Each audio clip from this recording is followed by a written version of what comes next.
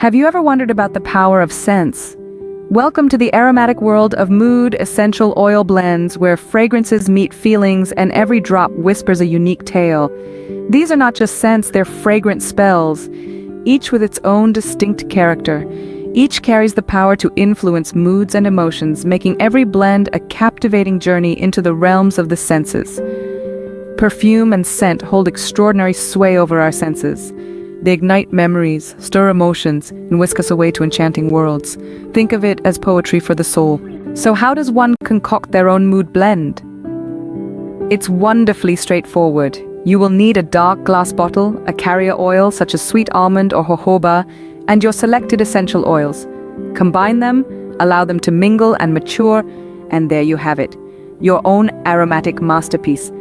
However, remember, crafting a mood blend isn't solely about merging essential oils. It's about tuning into your intuition and immersing yourself in the magic of the process.